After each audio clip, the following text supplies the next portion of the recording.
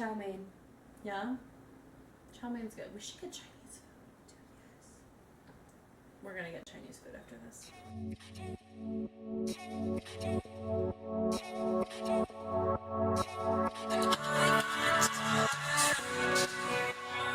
Describe your social life.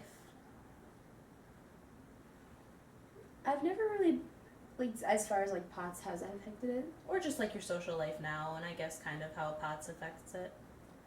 Well, I don't know, I think it's a kind of a different situation for me because I just went to a new school for high school and I went to a private school before, so I went to the same school with the same people, so it's kind of... Since you were like in pre-K? Yeah, and so I had to meet all new people and explain this to all of these new people, and they've all been really accepting of it. No one's really thinking it's fake or anything, which is really nice, but there's still some times when it sucks, like my friends want to go hiking or something, and I'm just like, that's not gonna work out. Yeah.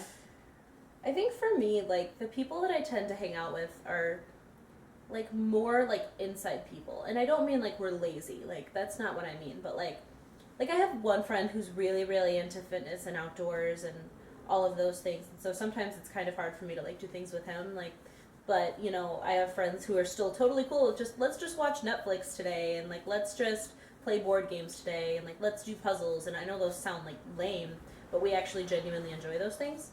So I think that helps with my, you know, social life, but I don't go to parties, I don't, you know, do things like that. Sometimes, like, I'll want to go to, like, a football game at school and I can't, and that's kind of, you know, like, I can't go because I'm flaring, and that kind of upsets me a little bit, but I think for the most part, my friends are really understanding, and, you know, they're kind of just like, oh, well, let's just chill at home today, like, you can't come out, like, can I just come over kind of thing.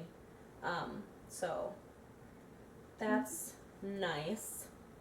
What is the hardest thing to do when your illness is in a flare? Move.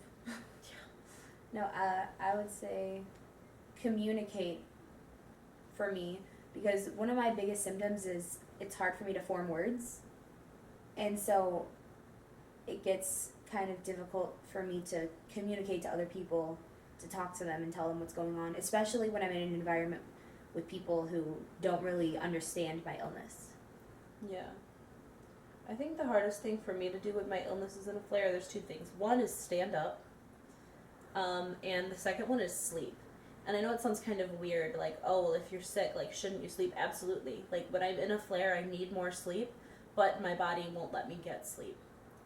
Because when I'm in a flare, there's so much pain. Like, my legs feel like they're on fire, and actually right now it feels like it might rain. I feel I like was in feeling my that legs. in my ankle. But I get such a terrible headache, and then so I think, you know, there just hits a point where all you want is to sleep, but you can't. Yeah. And I think that's one of the hardest things for me. Do you have any worries for the future?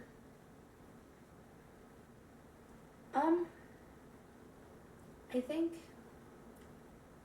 at first I had a lot of worries, like, oh no, I'm never going to have a job, I'm never going to be able to do anything, but then it was just kind of like, you know what, it's just going to leave it up to God, it's all good. Yeah, I think sometimes I worry, like, because I love kids, and sometimes I worry, am I going to be able to have kids, and if I am, like, am I going to be able to take care of them?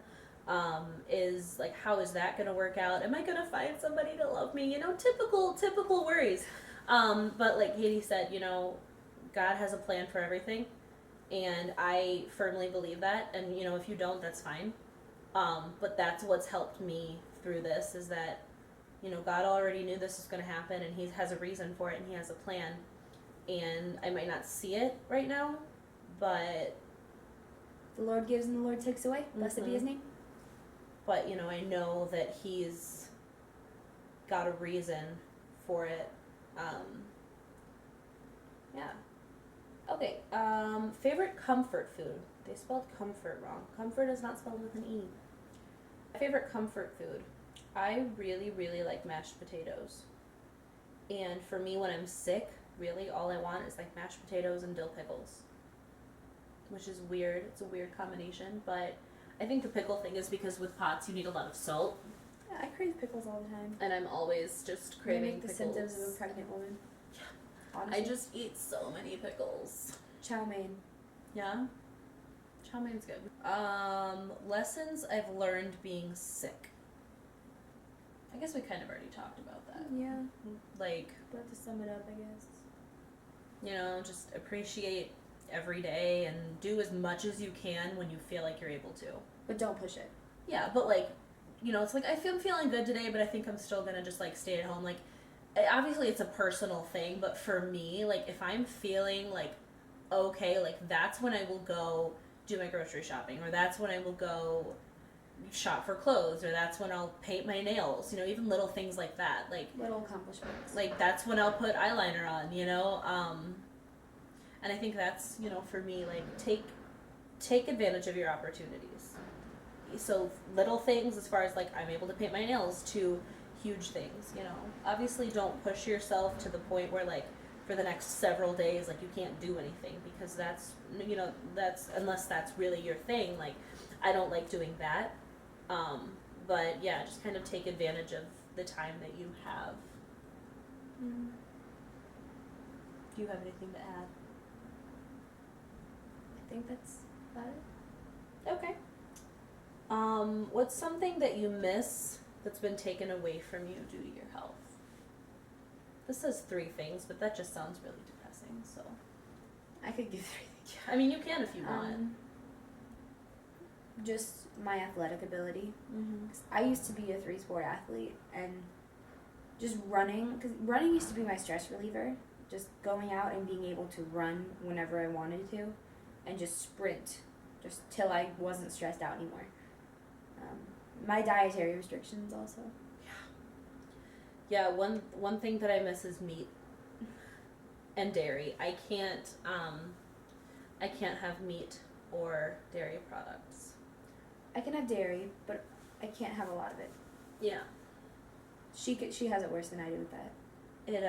It just makes me like, well, the dairy makes the nausea worse, and the meat makes the nausea and the fatigue worse. The meat with me spikes my migraines majorly, and it just makes my body like lock up my muscles, and I can't really, it stops my ability to move. I think another thing that I miss is being able to stand up without feeling like I'm gonna faint. You Not know? having constant black spots in my vision, no matter where like, I am.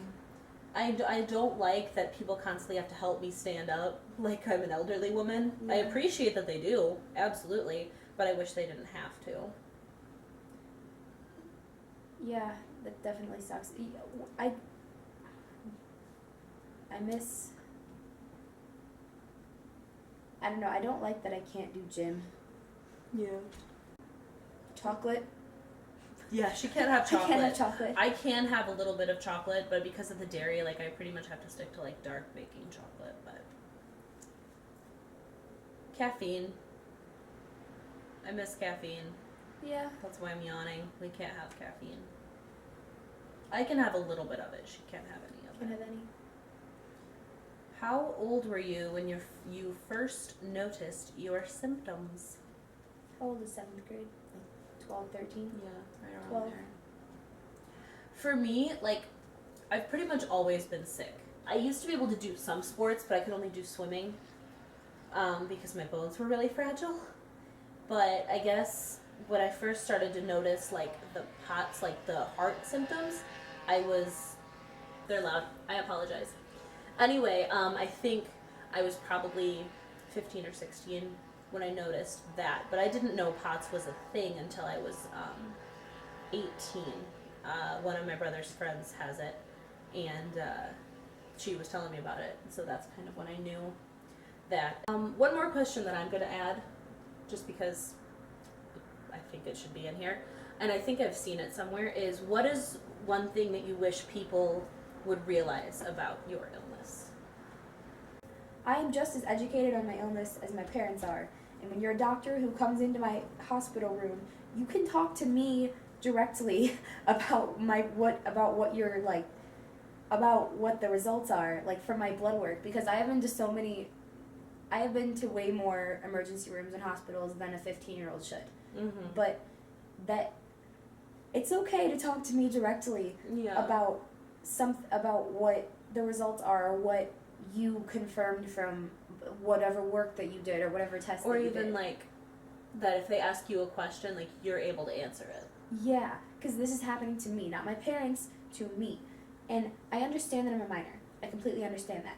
But I think it's more accurate. I mean, correct me if I'm wrong, but I think it's more accurate information if it's coming from the patient. Well, and two, it's not like you can't talk. And two, it's not like they're saying, like, they're asking for your permission for treatment. Obviously, they have to ask mom and dad for treatment. Yeah. But when it's about symptoms, like, they don't need to walk into a 15-year-old hospital patient's room and be like, so, mom and dad, what's she been complaining of? Like, she can answer that. Yeah. I think for me, I just want people to realize that it's real. I look like I'm not sick, but I am. And I know my appearance hasn't changed from the time that I wasn't diagnosed with POTS to the time that I was diagnosed with POTS, other than like weight fluctuation from medicine. But that doesn't mean I'm not sick. It's all internal. It's called an invisible illness for a reason. Another thing that I want people to realize is just because there are times when I have to sit out of something because I have to, that doesn't mean it's a good thing. Like, it's not a good thing. I wish I could have that so I could do that. Is that what you're talking about? Yeah. Like, there were times, like, I do marching band, and I'm not gonna lie, there are sometimes when we're trying to learn what our sets are, how we move during the marching show. There's sometimes when that's annoying, but that's not when you're sitting out. I'm not purposefully sitting out. And there were a couple times where I had to sit out because I was falling over, and there were people who would come by and be like, "You're so lucky, I wish I could sit out." And I'm just like, no, you don't. I guess you can have this if you want everything else, but I wouldn't wish this I'll on trade anybody. you. No, I wouldn't trade them because... Yeah, but I get what you're saying. Yeah. Well, I think my camera is going to stop recording again.